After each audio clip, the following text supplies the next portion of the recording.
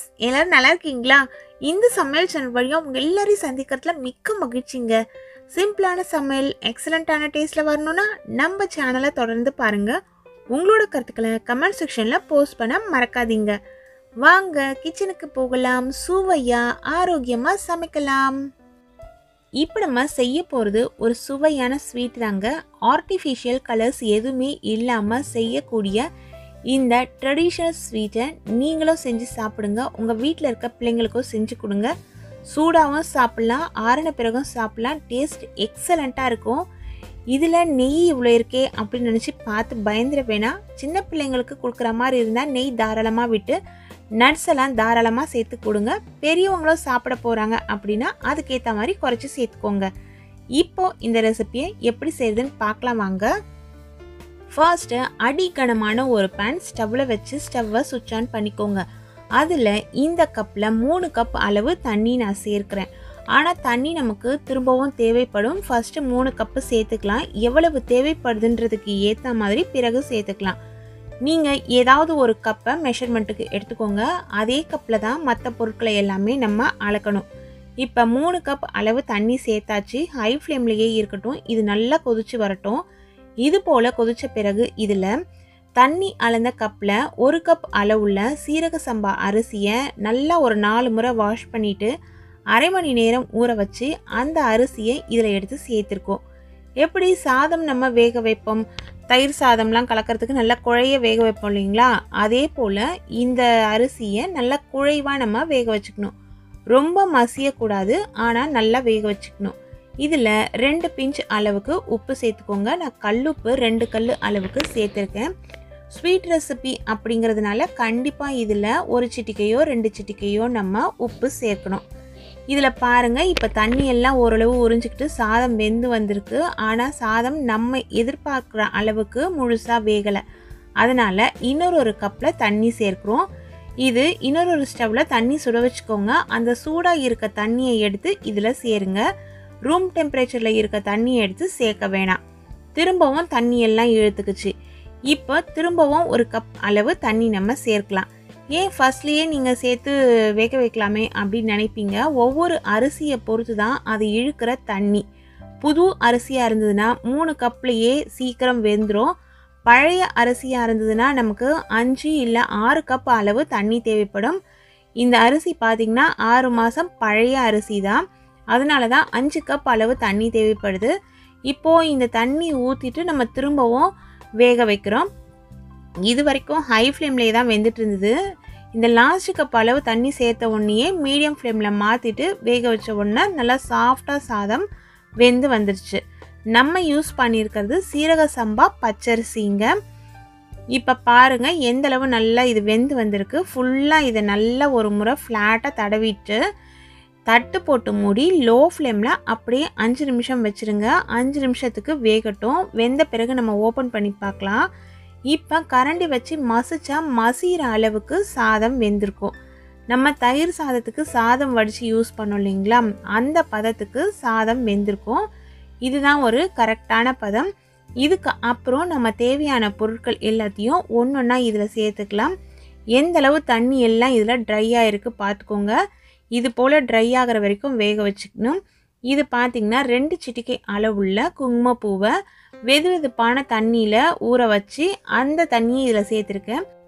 இப்போது இனிப்புக்கு சர்க்கரை சேர்த்துக்கலாம். நம்ம 1 கப் அளவுள்ள அரிசி எடுத்தோம் இல்லைங்களா, அதில் 1.25 கப்லேருந்து 1.5 கப் அளவு வரைக்கும் சர்க்கரை சேர்த்துக்கலாம். நம்மளோட இனிப்புக்கு தகுந்த மாதிரி சர்க்கரையோட அளவை நீங்கள் கூடுதலாகவோ இல்லை குறைவாகவோ சேர்த்துக்கோங்க. 1.5 கப்பு சேர்த்திங்கன்னா நல்ல இனிப்பாக இருக்கும். 1.25 கப்புங்கிறது ஒரு கரெக்டான இனிப்பாக இருக்கும். சர்க்கரையை சேர்த்த பிறகு 2 டேபிள் ஸ்பூன் அளவுள்ள நெய் இதில் சேர்த்துக்கலாம். இது வரைக்கும் தண்ணி தாராளமாக இருந்தது. சாதம் நல்லா வெந்து வந்துட்டு இருந்தது. தண்ணி குறைஞ்ச உடனே நமக்கு அடி பிடிக்க ஆரம்பிக்கும். அதனால நம்ம நெய் சேர்த்துக்கணும். அதனால தான் பார்த்திங்கன்னா பாத்திரம் நல்லா அடி கனமான பாத்திரமாக இருக்கணும். அப்போ தான் ரெசிபி கரெக்டாக வரும். நமக்கு ஏதாவது ஒரு இடத்துல கருகிடுச்சுன்னா கூட டேஸ்ட்டும் மாறிடும், கலரும் மாறிடும். இப்போ நம்ம இனிப்பு இதில் சேர்த்த உடனே நல்லா இலகலாக மாறும். எப்படி மற்ற ஸ்வீட் ரெசிபீஸ்க்கெல்லாம் நம்ம இனிப்பு சேர்க்கும்பொழுது அது இலகி கொடுக்குதோ அதே போல் தான் இது எல்லாத்தையும் நல்லா நம்ம கலந்து விட்டுடணும். இதுக்கப்புறம் லோ ஃப்ளேம்லேயே வச்சுக்கோங்க. ஹை ஃப்ளேமில் மாற்றவே கூடாது. லோ ஃப்ளேமுக்கும் மீடியம் ஃப்ளேமுக்கும் நடுவில் இருக்கும் இல்லைங்களா, அதுலேயும் லோ ஃப்ளேம்லேயும் மட்டுமே நீங்கள் வச்சு தான் சமைக்கணும். ரொம்ப குயிக்காகவே சமைச்சிடலாம். சர்க்கரை சேர்த்து நல்லா கலந்து விட்டுட்டு வெயிட் பண்ணிங்கன்னா ஒரு 2-3 நிமிஷத்துக்கு மேலே இது போல் நமக்கு நெய்யெல்லாம் தெரியும்.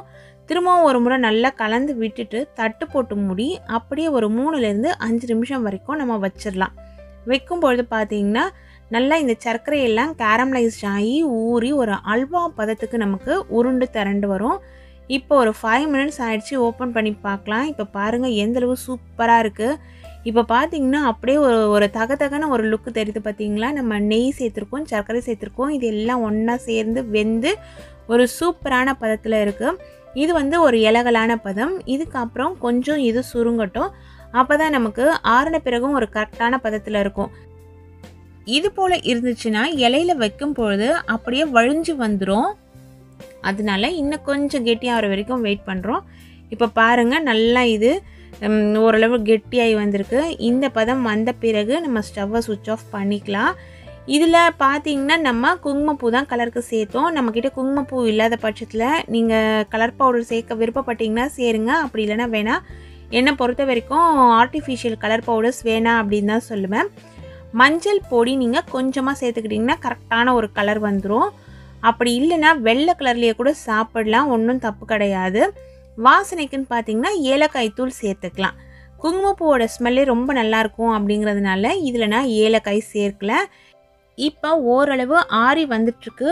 ஆறும் பொழுது 2-3 முறை நடுவில் கலந்து விடுங்க. அப்போ தான் மேலே அப்படியே படிஞ்சு நிற்காமல் இருக்கும். ஓரளவு கொஞ்சம் ஆறின பிறகு இதில் ஒரு சிட்டிகை அளவுள்ள பச்சை கற்பூரம் சேர்த்துக்கலாம். பச்சை கற்பூரத்தோட வாசனை உங்களுக்கு பிடிச்சதுன்னா சேருங்க, இல்லைன்னா சேர்க்க வேணாம். சாமி பிரசாதமாக நீங்கள் வச்சு படைக்க போகிறீங்க அப்படிங்கிற பட்சத்தில் பச்சை கற்பூரம் சேர்த்துக்கலாம். இதனோட ஸ்மெல் நிறைய பேருக்கு பிடிக்காது. ஆனால் கோவில் பிரசாதங்களில் கண்டிப்பாக இந்த பச்சை கற்பூரம் சேர்த்து தான் இருக்கும். இப்போ பாருங்கள் பாதி அளவு நல்லாவே ஆறிடுச்சு. பாதியை விடவே இன்னும் நல்லா ஆறிடுச்சு. இது போல் ஒரு கன்சிஸ்டன்சியில் இருக்கும். இப்போது இதுக்கு ஒரு தாளிப்பு நம்ம கொடுத்துடலாம்.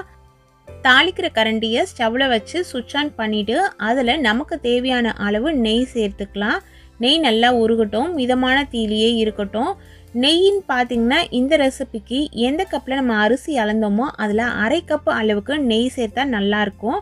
நம்ம விருப்பப்படி நம்ம நெய்யை குறைச்சி கூட சேர்த்துக்கலாம். இதில் ஒரு 2-3 துண்டு பட்டை சேர்த்துக்கோங்க. ஒரு 3 கிராம்பு அவசியம் சேர்த்துக்கோங்க. இந்த 2 பொருளும் இதில் கண்டிப்பாக சேர்க்கணும். சேர்த்துட்டு லோ ஃப்ளேமில் வச்சுருங்க.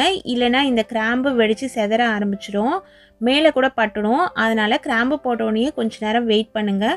முந்திரி பருப்பு நம்மளோட விருப்பப்படி நம்ம சேர்த்துக்கலாம். நான் ஒரு கைப்பிடி அளவுள்ள முந்திரி பருப்பு இதில் சேர்த்துட்டு இந்த முந்திரி பருப்பு நல்லா கோல்டன் கலரில் வர வரைக்கும் வெயிட் பண்ணிவிட்டு இதில் திராட்சை சேர்த்துக்கிறேன். திராட்சை சேர்த்த உடனே நம்ம ஸ்டவ்வை சுவிட்ச் ஆஃப் பண்ணிடலாம். இந்த சூட்லேயே திராட்சை நல்லா பலூன் மாதிரி உப்பி வந்துடும். இந்த நட்ஸ் தான் சேர்க்கணுன்றது இல்லை, நம்மக்கிட்ட இருக்க எந்த நட்ஸ் வேணாலுமே நம்ம சேர்த்து தாளிப்பு ரெடி பண்ணிக்கலாம். இப்போது இந்த தாளிப்பை எடுத்து நம்ம செஞ்சு வச்சுருக்க ரெசிப்பியில் கொட்டி கலந்துடலாம். நான் இன்றைக்கி இதை இலையில் மாற்றிக்கிட்டு அது மேலே தான் உங்களுக்கு தாளிப்பு போட்டு காமிக்க போகிறேன். இப்போ பாருங்கள் இலையில் நம்ம வைக்கும் பொழுது கரண்டிலேருந்து எப்படி வழுக்கிட்டு வருது, அல்வா போல் ஒரு பதத்தில் இருக்குது. இப்போ இந்த தாளிப்பு எடுத்து இது மேலே சேர்த்துடலாங்க. நல்லா நெய் சொட்ட சொட்ட கம வாசனையில் சூப்பரான ஒரு ஸ்வீட் ரெடி ஆகிடுச்சு. பிள்ளைங்க ஸ்வீட் கேட்கும் போது சட்டுன்னு ஒரு 15 நிமிஷத்துலேயே இந்த ஸ்வீட்டை நம்ம செஞ்சு கொடுத்துடலாம். நிறைய காசு கொடுத்து கடையில் போய் கலராக வாங்கி கொடுக்கறதுக்கு பதிலாக இது போல் ஹெல்த்தியாக வீட்லேயே செஞ்சு கொடுங்க. விரும்பி சாப்பிடுவாங்க. பிள்ளைங்க மட்டும் இல்லைங்க, வீட்டில் இருக்க எல்லாருமே சாப்பிட்றதுக்கு ஏற்ற ஒரு சுவையான ஹெல்த்தியான ஸ்வீட் ரெசிபி தான் இது. இந்த ஸ்வீட்டை இதே அளவுகளில் பக்குவம் மாறாமல் செய்யுங்க. டேஸ்ட் வேறு லெவலில் இருக்குங்க. இது போல் நல்ல ரெசிபிஸ் தெரிஞ்சுக்கணுன்னா நம்ம சேனலை தொடர்ந்து பாருங்கள்.